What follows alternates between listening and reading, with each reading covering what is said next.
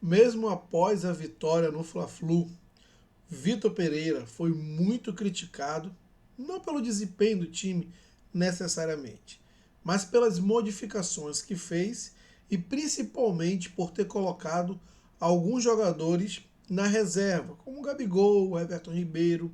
Bom, nós vamos falar sobre isso. Sou o Diogo Abreu, do canal Flamenguista do Norte. Vem comigo que eu te explico. Vitor Pereira foi realmente muito criticado antes, durante e depois do jogo, mesmo com a vitória do Flamengo sobre o Fluminense. Vitória, aliás, que eu já coloquei outro vídeo dizendo que foi por merecimento, o Flamengo mereceu vencer, foi melhor que o Fluminense no cômputo geral do jogo, inclusive foi mais eficiente. O Fluminense só teve uma chance concedida pelo Gerson, jogador do Flamengo. Enfim, mesmo após uma boa vitória, com um bom desempenho, o técnico rubro-negro foi criticado. E aí você fica imaginando, mas por que foi criticado? Ah, porque jogou mal, porque o time não desempenhou, porque isso, aquilo, outro? Não, porque não entrou com o Gabigol, porque o Everton Ribeiro só entrou depois. A questão das substituições que o torcedor flamenguista ainda não entendeu. Então a ideia aqui é fazer uma reflexão para que o torcedor possa entender o que está por vir e qual é o ônus e o bônus de você ter um técnico europeu no Flamengo. Bom, para começo de conversa, eu já coloquei isso desde quando o Vitor Pereira assumiu o Flamengo. Sim, o Vitor Pereira vai alternar modelos de jogo dentro do mesmo jogo, inclusive. Sim, o Vitor Pereira estuda o adversário e ele tenta sempre colocar dificuldades para o adversário baseado naquilo que ele entende ser a fragilidade do adversário. Você tem exemplo do Oscar, que já chegou a jogar de líbero num time lá na China, no qual foi campeão com o Vitor Pereira, né? E também cheguei a explicar que em momentos do jogo, quando você está com a bola ou sem a bola, você alterna posições. Felipe Luiz fez muito isso no jogo contra o Fluminense, compôs como terceiro zagueiro na hora que se defendia, que estava sem a bola, e jogava como um meia construtor na hora que o Flamengo estava com a bola. Esses conceitos são básicos e é preciso que você entenda, porque você precisa entender que o técnico ele também tem a obrigação e responsabilidade de entender o adversário e de montar o time melhor para enfrentar aquele adversário. Isso significa usar o plantel. Do que adianta você falar que o Flamengo tem o melhor elenco da América Latina? O flamenguista gosta de bater no peito e encher a boca. Nós temos o melhor elenco da América Latina. Se não pode mexer. Como é que você acha que os jogadores podem se manter motivados, num clima de competição por posição, se eles já sabem que 4 jogadores ali ninguém pode mexer? Você, se fosse um dos jogadores que está competindo para substituir, para jogar lá na frente, você ia se esforçar ao máximo sabendo que é proibido mexer nos jogadores da frente do Flamengo, Gabigol, Pedro, Arrascaeta e Everton Ribeiro? Você iria se esforçar? Que tipo de competitividade você acha que vai acontecer nos treinos do Flamengo? Um outro ponto, muito torcedor rubro-negro que eu conheço, está no grupo de WhatsApp, vive falando que assiste os campeonatos europeus, Premier League, que a Premier League é o campeonato mais moderno do mundo, de mais qualidade, isso, aquilo, outro. Pergunto para vocês aí, no Telinhas e tudo mais, que estão criticando o Vitor Pereira, e vocês, desculpa, que também me acompanham aqui e criticam ou não, enfim, que assistem esses jogos, esses campeonatos. Vocês viram o jogo Manchester City e Liverpool?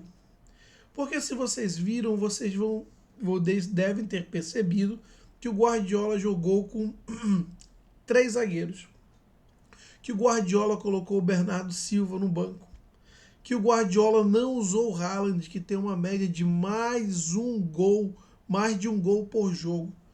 Poxa, Diogo, não usou o Haaland? Como assim? Não usou o Bernardo Silva?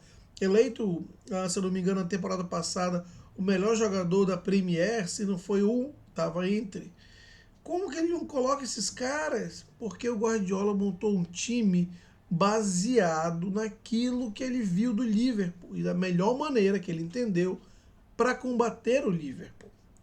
E isso é muito comum na Europa, isso é muito comum nas principais ligas europeias. Eu pergunto a vocês e faço um desafio. Qual dos times grandes da Europa, tipo o Bayern de Munique na Alemanha, Borussia Dortmund na Alemanha, Milan, Inter, Juventus, os próprios times do G6 da Premier League, qual desses times você vê repetir jogadores regularmente? Para ser bem sincero, eu acho que a única exceção talvez seja o Arsenal, do Arteta. Mas ele ainda assim roda o elenco. Mas fora esse, qual desses times você consegue ver repetindo a escalação frequentemente? Te garanto que não é o Manchester City do Guardiola, tampouco o Liverpool do Klopp, ou o Bayern de Munique, nem mesmo o Real Madrid do Ancelotti. Então, isso é mais comum do que parece. E quando chega no Brasil, no Flamengo, parece que o cara é um professor pardal, que o cara está inventando, que isso e aquilo outro. Isso é muita má vontade de entender o que o técnico está fazendo, que ele foi contratado justamente para apresentar essa diversidade tática e moldar o Flamengo nesse sentido, do que qualquer outra coisa. Então, é preciso ter essa reflexão, Rubro-Negro, para que você entenda qual é a transição que está acontecendo no Flamengo. O que o Flamengo está fazendo nada mais é do que aplicar conceitos modernos, ter um técnico com diversidade tática e vai implementar modelos de jogo de acordo com o que o jogo se apresenta, de acordo com o que ele acha que tenha mais condições de vencer. Ah, mas o Gabigol conversou com ele e disse que queria entrar agora no lugar do Pedro porque não ficou feliz com a reserva. Veja bem, embora o Gabigol seja um ídolo rubro-negro e um dos grandes ídolos rubro-negro, o Vitor Pereira ele não é treinador do Gabigol. Ele vai para o trabalho dele pensando em como fazer o Flamengo vencer a próxima partida. Pouco importando se o Gabigol vai ficar na reserva ou se vai jogar. Eu prefiro o Gabigol jogando, mas é uma questão de gosto. Mas o que eu prefiro mesmo é o Flamengo ganhando. Então, esses conceitos precisam ser entendidos. Eu já disse aqui uma outra vez, o futebol é outro. Gente, hoje em dia tem 5 substituições. O que o Vitor Pereira fez contra o Fluminense é digno de aplauso. O cara jogou com uma formação mais física e agressiva no primeiro tempo, teve um embate mais físico e no segundo tempo, depois que fez 1-0, colocou jogadores que controlam a bola e, consequentemente, o jogo. E o Fluminense não assustou mais nada. Inclusive, quando esses jogadores entraram, ainda estava 1-0. E, depois da troca de passe, fez o 2-0. E controlou o jogo, o Flamengo não sofreu mais risco. Ah, Diogo, por que não entrou, então, com esses jogadores logo no início?